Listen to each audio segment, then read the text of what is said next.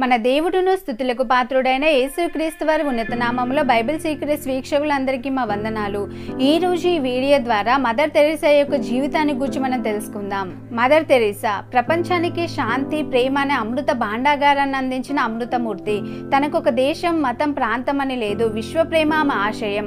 Mother Teresa అసలు పేరు అగాస్ గోంక్ష బోజాక్షు. 1910 August 27వ తేదీన యుగస్లేవియాలోని స్లోప్లో జన్మించింది. ఆమె తల్లి పేరు డ్రానా ఫిల్టా బెరానీ. ఆమె తండ్రి పేరు నికోలా బొజాక్షు. ఆమెకు ఒక సోదరుడు, ఒక సోదరి కూడా ఉన్నారు. తండ్రి బిల్డింగ్ కాంట్రాక్టరు. ఆయన ఎప్పుడు చూసినా వ్యాపార లావాదేవీలతో బిజీగా ఉండడం వలన పిల్లల ఆలనాపాలన చూసే బాధ్యతలు తల్లి బెరానీనే చూసుకునేది. ఆమెకు దైవభక్తి, జాలి, కరుణ ఎక్కువగా ఉండేవి. దాన ధర్మాలు, దీనులను ఆదుకోవడం, దైవధ్యానం వంటి లక్షణాలు తల్లి కారణంగానే అగాస్ కలవడ్డాయి. అలాగే తండ్రిలోని స్వతంత్ర భావాలు, ధైర్య సాహసాలు కూడా చిన్నతనం నుండి ఆమెకు తెలియకుండానే స్థానం సంపాదించుకున్నాయి. అన్యాయాలను, అధర్మాలను ఎదుర్కోవడం, తప్పు చేయనప్పుడు తల వంచకుండా మనసులోని అభిప్రాయాలను వెల్లడించడం వంటి లక్షణాలు తండ్రి నుండి నేర్చుకుంది. ఇలా తల్లిదండ్రులు ఆమెకు స్ఫూర్తికారులయ్యారు. పసితనం నుండి పెద్దతనం ప్రదర్శిస్తూ తలపండిన దానిలా వ్యవహరించి ఆమెను చూసి అందరూ నానా లోకి అని పిలిచేవారు. నానా అంటే తల్లి, లోకి అంటే ఆత్మ అని అర్థం. అగాస్ చిన్నతనం నుండే శుచి శుభ్రతకు ప్రాధాన్యత ఇచ్చేది. కడిగిన ముత్యంలా తెల్లని మల్లెలా ఉండే ఆమెను చూసి గోంజా అని మిత్రులంతా కామెంట్ చేసేవారు. గోంజా అంటే అర్థం పువ్వు, మొగ్గ అని. అగాస్ 9 ఏళ్ల వయసులో ఆమె తండ్రి కొందరు దుర్మార్గుల బారిన పడి మరణించారు. ఆపద కాలంలో బంధువులు ఎవరు ఆదుకోకపోగా వారి ఆస్తులను కాజేసి వారిని నడి రోడ్డుపైకి త్రోసేయగా తల్లి బెరానీ ఎంతో ధైర్యంతో, ఆత్మస్థైర్యంతో నిలబడి పిల్లలను కంటిరెప్పలా కాపాడుకుంది. ఒక తల్లిలా మాత్రమే కాకుండా ఒక గురువులా, ఒక స్నేహితురాల్లాగా పిల్లలను పెంచి పెద్ద చేసింది. పుస్తకాలతో పాటు ప్రపంచాన్ని కూడా చదవడం నేర్పించింది. తన ఒడిని బడిగాను, గుడిగాను మార్చింది. తన ఇంటిని అన్నార్థులకు, అభాగ్యులకు సేద తీర్చే చలివేంద్రంలా మార్చింది. తల్లిని అణువణువు పరిశీలిస్తూ ప్రతి విషయంలోనూ ఆమెను అనుసరిస్తూ ఎదిగిన అగాస్ ఆ తర్వాత కాలంలో ప్రపంచానికే తల్లిగా మారింది. ప్రభుత్వ పాఠశాలలో చదువును కొనసాగించిన అగాస్ తాను చదువుతూనే తనకంటే చిన్నవారికి పాఠాలు చెప్తుండేది. పుస్తకాలంటే ఎంతో ఆసక్తి కనపరిచేది. ఒక్క నిమిషం ఖాళీ దొరికిన వృధా చేయకుండా ఆ సమయాన్ని చదువుకోవడానికో, ప్రార్థన చేయడానికో వినియోగించేది. ఆకలి కొన్న వారికి అన్నం పెడదాము, బట్టలు లేని భగవంతునికి బట్టలిద్దాము, ఆర్తితో పిలిచే భగవానునికి సేవ చేద్దాం అంటూ దుఃఖ పీడితులను, రోగ బాధితులను అన్నం కోసం అలమటించే వారిలో దైవాన్ని చూడగలిగిన మహనీయురాలు మదర్ తెరీసా. ఆమె 4 ఏళ్ల వయసులో ఉండగా మొదటి ప్రపంచ యుద్ధం వచ్చింది. యుద్ధం కారణంగా ప్రజలు పడుతున్న బాధలు, క్షతగాత్రుల రోదనలు, వేదనలు గమనించి ఎంతగానో కుమిలిపోయింది. వారి కన్నీళ్లను తుడిచేందుకు తాను ఏమి చేయగలనని ఎంతగానో ఆలోచించి పరితపించేది. తన చుట్టూ ఉన్న సమాజంలోని బాధలు, కష్టాలు గమనిస్తున్న అగాస్ హృదయంలో నన్గా మారాలన్న ఆలోచన 12 ఏళ్ల ప్రాయంలోనే పురుడు పోసుకుంది. కానీ వయసు సరిపోకపోవడంతో ఆ ప్రయత్నాన్ని కొంతకాలానికి వాయిదా వేసుకోవాల్సి వచ్చింది. యుగస్లేవియాకు చెందిన జెసూట్ భారతదేశానికి సువార్త ప్రచారం కోసం వచ్చి కలకత్తా నగరంలో నిరుపేదలకు సేవ చేస్తున్న విషయం అగాస్ దృష్టికి వచ్చింది. వారిలాగే తన జీవితాన్ని కూడా మానవ సేవకు సమర్పించాలని, నన్గా మారాలని నిర్ణయించుకుంది. 18 ఏళ్ల వయసులో 1928 సెప్టెంబర్లో ఐర్లాండ్లోని డబ్లిన్ లారెట్ బి సేవా కేంద్రంలో చేరింది. తను నన్గా మారాలంటే ఏదో ఒక మిషనరీ సంస్థలో చేరాలని నిర్ణయించుకొని ఎక్కడెక్కడ మిషనరీ సంస్థలు ఉండేవో వాటి గురించి ఆరా తీయడం, వాటి అడ్రస్లు సేకరించడం ప్రారంభించింది. ఆ నేపథ్యంలోనే భారతదేశంలోని భయంకరమైన కరువు కాటకాలను, దారిద్ర్యాన్ని, పేదలను కబలిస్తున్న రోగాల గురించి విని వివరాలు తెలుసుకొని ఎంతగానో కదిలిపోయింది. తను ఎక్కడ సేవ చేయాలో తను నిర్ణయించుకుంది. అదే భారతదేశం. భారతదేశంలోని దీనులందరికీ తల్లిగా మారాలని తనకు తాను ఒక బాధ్యత నిర్దేశించుకుంది. అయితే భారతదేశానికి వెళ్లడం ఎలా, అక్కడ తన సేవా కార్యక్రమాలకు శ్రీకారం చుట్టడం ఎలా అని ఆలోచిస్తున్న ఆమెకు విదేశీ మిషనరీ ప్రవక్త తారసపడ్డాడు. అతనితో తన మనసులోని మాటలను తెలిపి సలహా అడిగింది. బెంగాల్లో ఒక మిషనరీ ఉందని, ముందుగా ఐర్లాండ్ కు వెళ్లి అక్కడ శిక్షణ తీసుకుంటే వారి ద్వారా భారతదేశానికి వెళ్లే మార్గం ఏర్పడుతుందని ఆ మిషనరీ ప్రవక్త తెలిపాడు. అగాస్ తన తల్లితో తన నిర్ణయం తెలిపి ఆశీర్వదించమని కోరింది. ఆ మాటలు విన్న తల్లి షాక్ అయింది.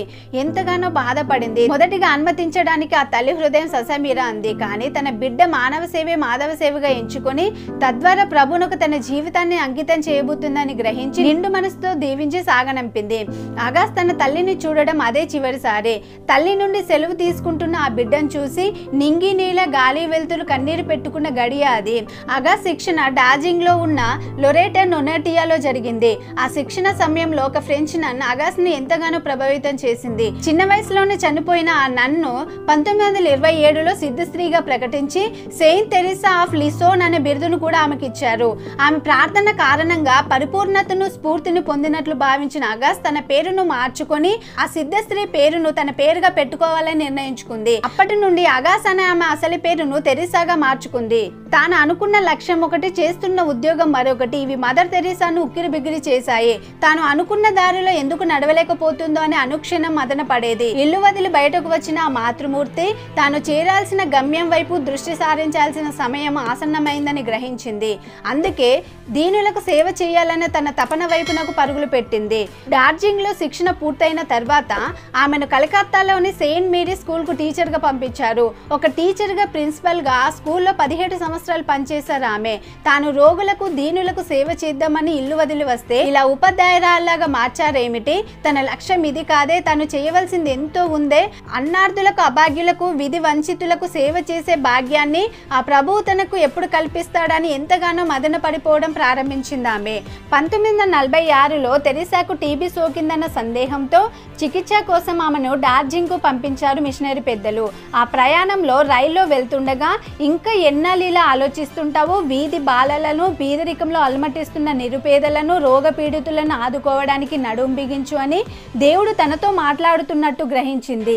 వెంటనే తెరీసా కలకత్తాకు తిరిగి వచ్చి మిషనరీ వారిని కలిసి తను ఇక్కడి నుండి వెళ్ళిపోయి దీనజనులకు సేవ చేస్తూ జీవిస్తానని తనకు అనుమతి ఇవ్వాలని కోరగా మిషనరీ వారు పోప్ దృష్టికి తీసుకెళ్లగా పోప్ ఆమెకు అనుమతి ఇచ్చారు.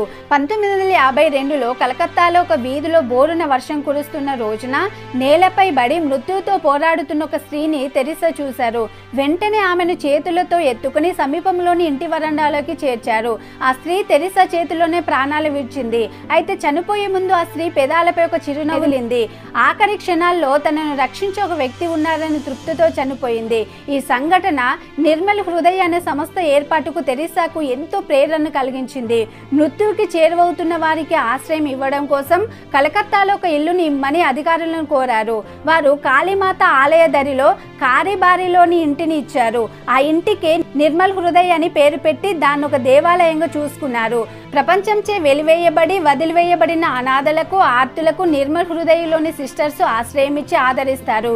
విడిచిపెట్టబడిన దిక్కులేని పిల్లలకు తెరీసా నిర్మల్ శిశుభవన్ స్థాపించారు. కొన్ని సంవత్సరాల క్రితం ఆగ్రాలో బాలల శరణాలయాన్ని స్థాపించినప్పుడు 50,000 అవసరమయ్యాయి. అదే సమయంలో మెగాసేసే అవార్డుకు మదర్ తెరీసాను ఎంపిక చేసినట్లు తెరీసాకు ఫోన్లో సమాచారం అందింది. ఈ వార్త విన్న ఆమె దేవుడి శరణాలయాన్ని కట్టాలని కోరుతున్నాడని చెప్పారు. దానితో మెడికల్ ట్రైనింగ్ కోర్సు పూర్తి చేసుకుని కలకత్తాలోని మురికివాడలకు వెళ్లి అక్కడ తన సేవా ఉద్యమాన్ని ప్రారంభించింది తెరీసా. మొదటగా మురికివాడల బాలల కోసం ఒక స్కూల్ను ప్రారంభించింది. ఎంతో కష్టపడి పిల్లలను స్కూల్లోకి తీసుకొచ్చి వారికి అక్షరాలు నేర్పించడం ప్రారంభించింది. ఒకవైపు ఇలా పిల్లలకు విద్యా బుద్ధులు నేర్పుతూ మిగతా సమయం అంతా వీధులన్నీ తిరుగుతూ రోగులకు వైద్యం చేయడం ప్రారంభించింది. కుష్ఠరోగులైన, అంటవ్యాధిగ్రస్తులైన ప్రతి ఒక్కరిని ఆప్యాయంగా పలకరించేది. వారి గాయాలను తన చేతులతో శుభ్రపరిచి కట్టుకట్టేది. ఇంజెక్షన్లు, మందులు ఇచ్చేది. రోగి డాక్టర్ వద్దకు రావడం కాదు, డాక్టరే రోగి వద్దకు వెళ్లాలనే సిద్ధాంతాన్ని ప్రచారం చేసింది ఆమె. ప్రతి కుటుంబం రోజుకొక గుప్పెడు బియ్యాన్ని తీసి వాటిని తమకు ఇవ్వమని, వాటితో తమ సేవా కార్యక్రమాలను నిర్వహిస్తామని మదర్ తెరీసా గారు పిలుపునిచ్చారు. ఆ పిలుపునకు మంచి స్పందనే వచ్చింది. ఎంతో మంది దాతలు ముందుకు రావడం ప్రారంభించారు. ఆమె స్థాపించిన నిర్మల్ హృదయలో కులమతాలతో సంబంధం లేకుండా దీనులందరికీ ఆశ్రయం ఉండేది. నిర్మల్ హృదయ మదర్ తెరీసా ఆలోచనలకు ప్రతిరూపం. ఎన్నో ఆలోచనలను ఆచరణలో పెట్టి దీనులకు అండగా నిలిచింది. ఆమె నెలకొల్పిన ఎన్నో కేంద్రాలు ఇప్పుడు అభాగ్యులకు అండగా నిలుస్తున్నాయి. వ్యాధిగ్రస్తుల కోసం ఆమె చేసిన సేవకు ఎన్నో అవార్డులు ముంగిట నిలిచాయి. ప్రపంచం మొత్తం మదర్ తెరీసాను అవార్డులతో సన్మానించింది. నిర్మల్ హృదయకి వెళ్లిన వారు ఎవరైనా సరే అక్కడ పరిసరాలను చూసి అక్కడున్న ప్రమాదకరమైన రోగుల ఆకారాల స్థితిగతులను చూసి మొదట ఒక క్షణం కూడా అక్కడ ఉండడానికి సాహసించరు. ఒక విధమైన రోత, భయం, అసహ్యం కలుగుతాయి. కానీ అక్కడ సిస్టర్లు తెరిసా చేసే సేవను చూస్తుంటే మాత్రం అంతా మర్చిపోయి దానినో దేవాలయంగా భావించడం మొదలు పెడతారు. అలా మాతృమూర్తి కుష్ఠవ్యాధిగ్రస్తుల కోసం ప్రేమ్ నివాస్ పేరిట ఎన్నో కేంద్రాలు స్థాపించింది. మదర్ తెరిసాకు ప్రేమే దైవం, సేవను నమ్ముకుంది. కుష్ఠరోగుల కోసం మదర్ తెరిసా ప్రేమ్ నివాస్ అన్న ఆశ్రమాన్ని కలకత్తాకు సమీపంలో స్థాపించారు. కలకత్తాకు 200 కిలోమీటర్ల దూరంలో 30 ఎకరాల్లో కుష్ఠరోగుల కోసం శాంతినగర్ను నిర్మించారు. 450కి పైగా విద్యా సంస్థల్లో 400 సంచార ఆసుపత్రులను, 100 పోషకాహార కేంద్రాలు నడుపుతున్నారు. అనాథలకు, వికలాంగులకు, మృత్యుముఖంలో ఉన్నవారికి, మత్తు మందుకు బానిసలైన వారికి, కుష్ఠవ్యాధిగ్రస్తులకు, ఎయిడ్స్ రోగులకు ఆశ్రయం కలిగిస్తున్నారు. మదర్ సేవ తత్పరతను గుర్తించి అనేక దేశాలు తమ దేశాల అత్యున్నత పురస్కారాలను ఆమెకు ప్రకటించాయి. 1962 జనవరి 26న భారత ప్రభుత్వం ఆమెకు పద్మశ్రీ అవార్డును ప్రకటించింది. భారతదేశం తమ దేశం కాని వారికి అంటే విదేశీయులకు అవార్డు ప్రకటించడం ఇదే మొదటిసారి. ఆ తర్వాత కొద్ది నెలలకే రామన్ మెగసెసే అవార్డు వచ్చింది. 1970 సెప్టెంబర్లో ఆమె నిస్వార్థ సేవను గుర్తించి గుడ్ సెమరిటన్ అవార్డును అమెరికా అందజేసి పేదవారిని గౌరవించినట్లు భావించింది. 1971 జనవరిలో పోప్ జాన్ పాల్ 23వ శాంతి బహుమతులు పోప్ జాన్ పాల్ అందజేశారు. 1972లో Jawaharlal Nehru award for international understanding, 1973లో టెంపుల్టన్ అవార్డును ఇంగ్లాండ్కు చెందిన పిలుపు రాకుమారుడు ప్రదానం చేశారు. 1974లో మ్యాటర్ ఎట్ మెజిస్ట్రా అవార్డును అమెరికాలో ప్రదానం చేశారు. 1979లో అత్యంత ప్రతిష్టాత్మకమైన నోబెల్ శాంతి బహుమతి ఆమె పాదాల ముంగిట నిలిచింది. నోబెల్ బహుమతిని అందుకునే అర్హత నాకు లేదని తెరిసా పేర్కొనగా ఆమె అభిమానులందరూ ఒత్తిడి చేయడంతో తన బిడ్డల కోసం ఈ అవార్డును స్వీకరిస్తానని ఆ అవార్డును అందుకున్నారు. ఆమె నోబెల్ బహుమతి వచ్చిన సందర్భంగా ఆమె అభిమానులు గొప్ప విందును ఏర్పాటు చేయగా ఆమె అందుకు అంగీకరించలేదు. ఆ విందుకయ్యే ఖర్చుతో ఆకలితో అలమటిస్తున్న పేదలెందరికీ అన్నదానం చేయమని, నా ఒక్కదాని కోసం చేసే ఈ వృధా ఖర్చు వేల మంది ఆకలిని తీర్చిందని ఆత్మసంతృప్తి కలిగించమని ఆమె తన అభిమానులను కోరి అలా జరిగేలా చేసి తన ఔదార్యాన్ని చాటుకుంది. ఐక్యరాజ్య సమితి విభాగమైన ప్రపంచ ఆహార సంస్థ ఆకలిని పారద్రోలడానికి పనిచేసిన వారికిచ్చే సెరెస్ మెడల్ ను తెరిసాకు ప్రదానం చేశారు. 1983 నవంబర్ 23న బ్రిటిష్ రాణి 2వ ఎలిజబెత్ మదర్ తెరిసాకు ఆర్డర్ ఆఫ్ మెరిట్ అవార్డును ప్రదానం చేశారు. భారత్కి సుపుత్రి అవార్డును కూడా ఆమె అందుకున్నారు. ఆమె జీవితాంతం అహర్నిశలు పేదల కోసం, దుఃఖార్దుల కోసం విద్యార్థి సేవ చేసి ప్రపంచమందలి ప్రజలంతా ఆమెను మానవతా మూర్తిగా, దైవాంశ సంభూతురాలుగా అభివర్ణించారు. ఇలా ఎన్నో అవార్డులు, మరెన్నో రివార్డులు, ప్రశంసలు అందుకున్న తెరిసా వీటన్నిటికీ అతీతంగా దీనుల సేవలోనే జీవితాన్ని గడుపుతూ క్రమక్రమంగా ప్రజలందరి ఎదలోతుల్లో ఓ తల్లిగా, ఓ మాతగా, ఓ మదర్గా ఎదిగింది. 1997 సెప్టెంబర్ 5వ తేదీ శుక్రవారం మదర్ తెరిసా గారు ఎప్పటిలాగా తన దినచర్య నిర్వహించి రాత్రి భోజనం ముగించారు. రాత్రి 7:45 గుండె నొప్పి అంటూ బాధపడడం ప్రారంభించారు. ఎంతో మంది డాక్టర్లు ఎంతగానో శ్రమించినా ఆమె ప్రాణాలను కాపాడలేకపోయారు. ఆమె తన చివరి శ్వాసను విడిచారు. అప్పటికి ఆమె వయసు 87 సంవత్సరాలు. ఆమె మరణ వార్త విని ప్రపంచమే విలవిలలాడుతూ కన్నీరు పెట్టుకుంది. సృష్టిలోని సమస్త జీవరాశి తమ తల్లిని కోల్పోయినట్లు రోధించింది. మదర్ తెరిసా మరణ వార్త విని ప్రపంచంలోని ఇళ్లని విషాద ఛాయలతో నిండుకుంది. సెప్టెంబర్ 7వ తేదీ నుండి 12వ తేదీ వరకు ఆమె భౌతిక కాయాన్ని సందర్శకుల దర్శనార్థం సెయింట్ థామస్ చర్చిలో ఉంచారు. లక్షలాది మంది ప్రజలు ఆమెను కడిసారి దర్శించి శ్రద్ధాంజలి ఘటించారు. యావత్ ప్రపంచం తన నివాళిని అర్పించింది. ఆమెను కడసారి చూసేందుకు దేశ దేశాల నుండి ఎంతో మంది తరలి వచ్చారు. సెప్టెంబర్ 13న ఆమె సమాధి చేయబడింది.